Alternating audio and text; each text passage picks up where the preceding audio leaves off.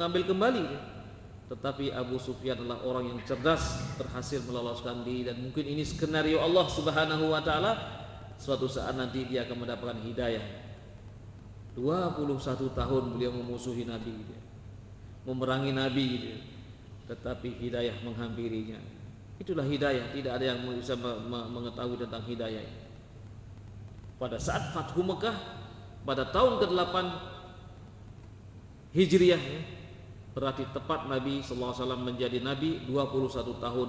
Disitulah Allah memberikan hidayah kepada Abu Sufyan, demikian juga kepada istrinya Hindun, dan menyatakan keislamannya. Tetapi sebelumnya beliau dan yang lain pimpinan-pimpinan Quraisy itu memerangi Nabi Muhammad sallallahu alaihi wasallam. Nah, pada saat perjalanan dari Madinah menuju ke Lembah Badar kurang lebih 170 kiloan, banyak yang berjalan kaki. Nah, di saat itulah terik panas matahari. Banyak sahabat-sahabat yang ini adalah merupakan puasa pertama, banyak yang enggak kuat berjalan dan akan melakukan peperangan. Maka Allah Subhanahu wa taala menggambarkan ini di awal-awal surah Al-Anfal. Jadi sebagian di antara mereka karihun ini enggan mau berangkat gitu ya. Kita kan sedang puasa ini, bagaimana kita mau mengejar kafilahnya Abu Sufyan? Bahkan ketika tidak mendapatkan atau tidak berhasil mengejar kafilah Abu Sufyan, Rasulullah meneruskan perjalanan ke Badar. Itu merupakan perang pertama di dalam Islam. Nah, sahabat-sahabat ketika itu sedang berpuasa. Maka ketika Rasulullah SAW melihat sahabatnya ada yang tidak kuat, tetap berpuasa, Nabi mengatakan laisa minal birri as-shaumu fis safar. Tidak mendapatkan sebuah kebaikan, tidak menjadi satu kebaikan ketika orang yang sudah sangat lemah tetap berpuasa di dalam perjalanan. Karena setelah itu akan terjadi perang. Ini memerlukan tenaga gitu ya. Jadi sehingga Rasulullah mengeluarkan sabdanya seperti itu, bagi intinya lah, bagi yang tidak mampu silakan kalian berbuka. Laisa minal birri as-shaumu fis safar. Nah, ini disyariatkan oleh Allah Subhanahu wa taala pada tahun kedua Hijriah. Demikian juga syariat jihad. Ini benar-benar syariat ini diturunkan oleh Allah Subhanahu wa taala bitadarruj, dengan perlahan-lahan. Demikian juga tahwilul kiblah, yaitu pemindahan kiblat. Itu juga terjadi pada tahun kedua. Setelah 16 bulan Nabi sallallahu alaihi wasallam berada di Madinah, yang Masjid Nabawi saat itu menghadap kiblatnya menghadap ke Baitul Maqdis. Tepatnya menghadap ke utara ya. Kalau dari Madinah, nyerong sedikit ke selatan, nyerong sedikit ke barat ya.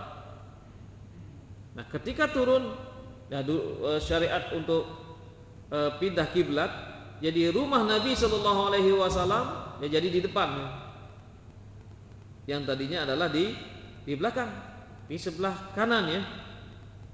Jadi kalau menghadap ke utara, jadi anggap saja ini ya kiblatnya, memang di sini kiblatnya. Rumah Nabi awalnya di situ, di belakang situ,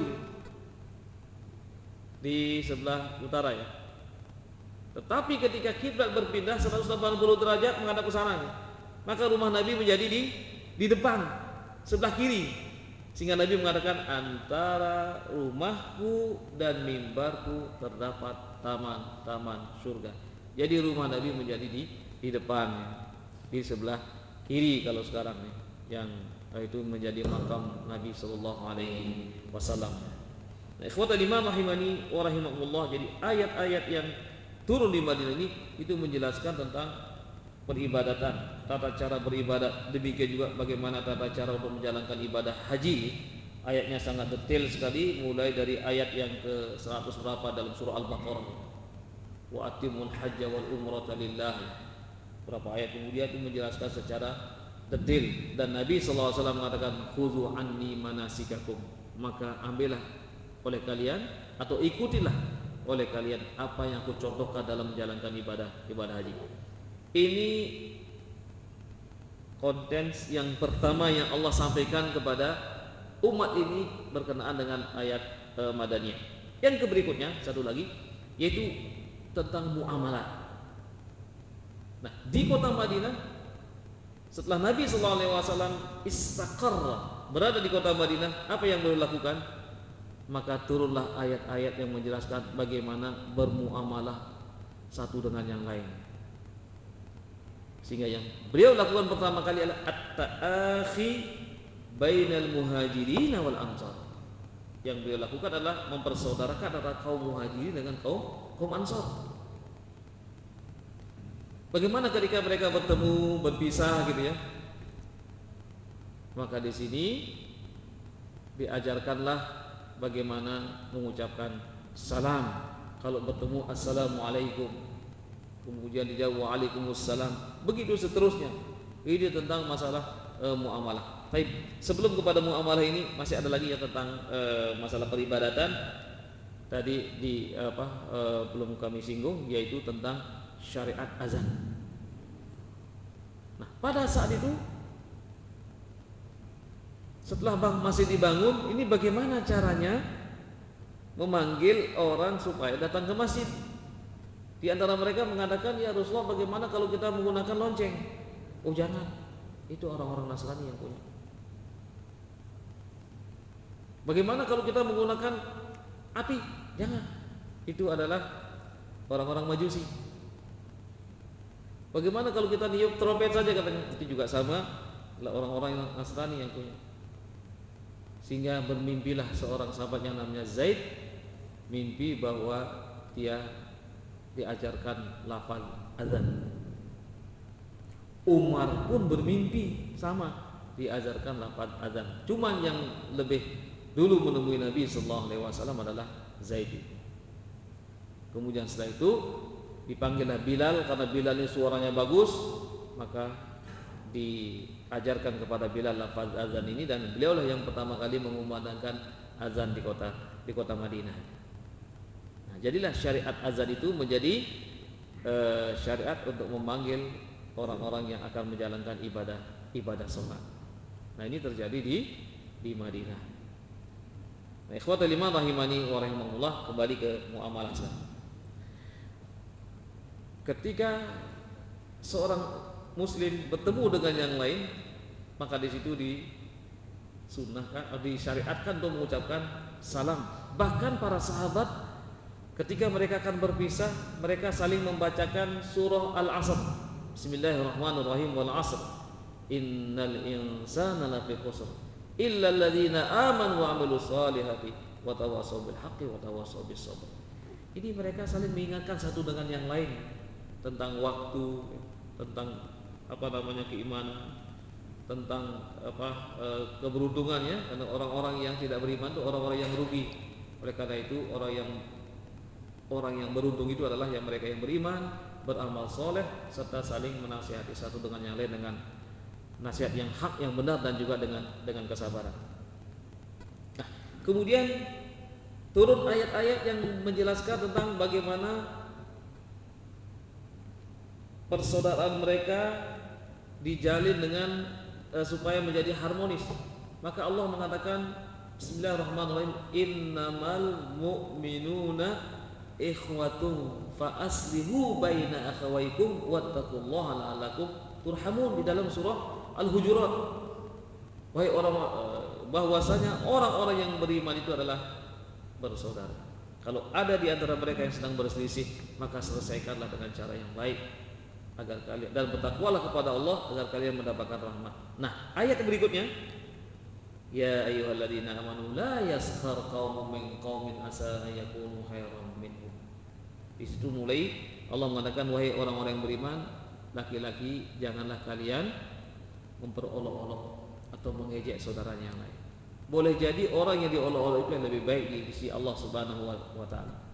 Kemudian secara khusus lagi Allah mengatakan wala nisa'um min nisa'in. Demikian juga para wanita. Jangan sampai memperolok-olok wanita yang lain atau mengejek yang lain. Asa an yakunna khairan minhum. boleh jadi yang diolok-olok itu adalah lebih baik daripada kalian. Pertama. Yang kedua, wala talmizu anfusakum, jangan saling mencela di antara kalian. Kalau kita mencela saudara kita yang beriman, berarti kita telah mencela diri kita sendiri. Karena Rasulullah mengatakan al-mu'min lil mu'min kal jasadil wahid.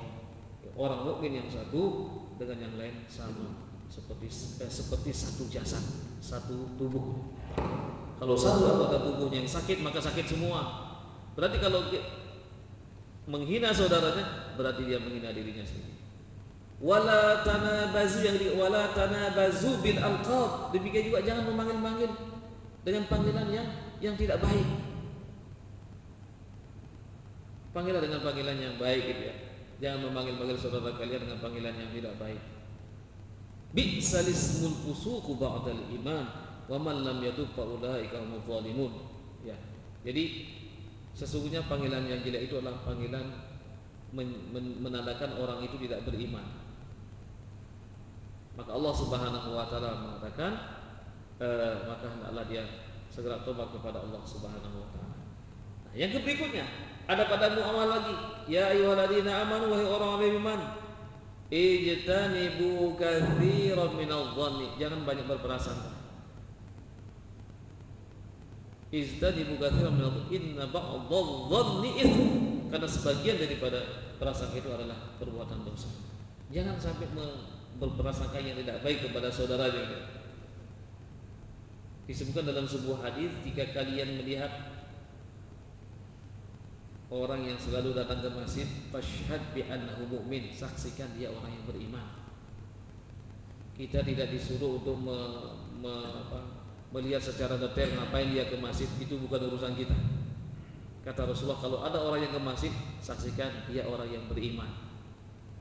Supaya kita salamatus sadr, untuk menjaga supaya kita ini tidak mudah-mudah berprasangka kepada saudara kita.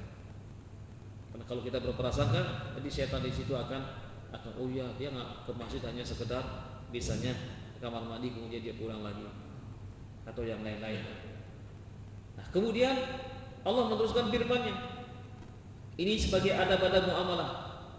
Wala tajassasu, jangan mencari-cari kesalahan. Ya, jadi jangan mencari-cari kesalahan. Wala tajassasu wala ba'dukum ba'dha. Demikian juga jangan saling menggibah, membicarakan kejelekan daripada saudara-saudaranya. Kita disuruh untuk takaful, saling menutupi satu dengan yang lain. Bagaimana Nabi sallallahu alaihi wasallam ketika didatangi oleh seseorang yang ingin dibersihkan dosanya, yaitu kisahnya yang sudah pernah kita sampaikan, yaitu kisahnya Ma'iz. Dia datang kepada Nabi, ya Rasulullah, saya telah berzina, saya ingin dibersihkan dosa saya. Nabi tidak mendengarkan saat itu. Kedua kali dia mengatakan seperti itu. Ketiga kali juga Nabi tidak menghiraukan. Yang keempat kali baru Nabi bertanya kepadanya, kamu ini waras atau kamu gila? Ya Rasulullah, saya tidak gila. Kamu tahu akibat perbuatanmu? Tahu ya Rasulullah. Kamu sudah menikah? Sudah ya Rasulullah. Kamu melakukan sebagaimana kamu melakukan terhadap istrimu? Iya ya Rasulullah. Ini kisahnya detail di dalam kitab Bulughul Maram ya. Jadi ada salah-salahnya Subulus Salam. Setelah ditanya secara detail dan mengaku, barulah dilakukan hukuman. Apakah Nabi bertanya dengan siapa kamu berzina? Tidak. Nah ini Nabi menutupi supaya tidak tersebar ya, tidak seperti sekarang ini. Belum tentu orang berbuat langsung diviralkan ya. Fulan begini, hancur namanya gitu ya. Si fulan suka berbohong dan lain sebagainya, hancur nama orang itu. Terjadi fitnah di mana-mana gitu ya.